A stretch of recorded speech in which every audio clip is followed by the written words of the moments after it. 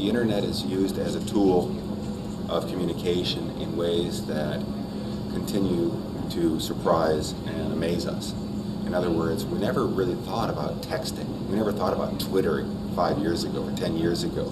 So we have to be continually prepared to be surprised. And we know, non-Indigenous and Indigenous people alike, that we need to be adaptive to change.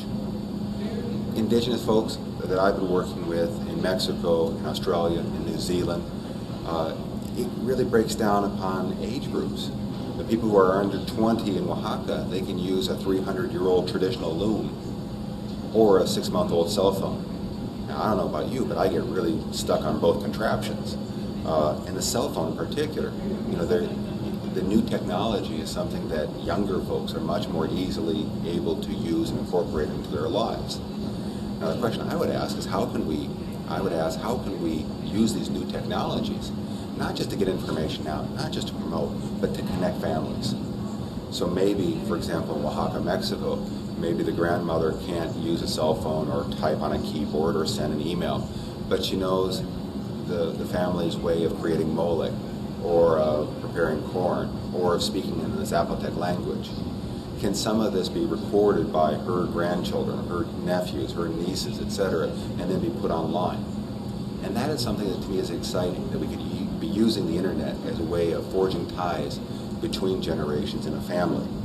We could be using the internet in ways that could be educating the traveler beforehand. Because the fact is, if you're going on a foreign trip and you see this elaborate and fairly confusing indigenous dance or ritual, you might feel a little bit unsure of what's happening. If we have the information online, if we have the indigenous people explaining the significance and the meaning of this in ways that they would like to convey, this is information that is very valuable for the traveler. I was just saying it was very difficult for me to find information about indigenous tourism here in Oregon.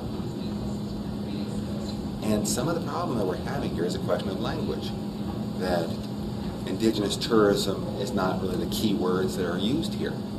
Now, if I look up Salmon Nation, all of a sudden I find everything I'm looking for. But how do I know Salmon Nation? So all of these are good questions that we need to be kind of a little bit humble by. You know, we don't, you know, what I would define things as, you know, you might define in a different manner. But how do we create this communication? Internet is a great tool. It's not the only tool. In Oaxaca, where I live, we've been doing a lot with maps, phone boards, and business cards. Because again, there's often a cultural discrepancy between the value of signage. You know, do we have a sign outside the door that says, "I'm an artisan, please come and look at my rugs"?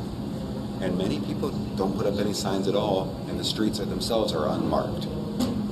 So if we use the internet to provide a photo, or use Google Earth to show people where you can make these purchases, you've enhanced the sales that the indigenous family receive, and you've made it easier for the visitor to go and explore these places in a responsible and conscious manner.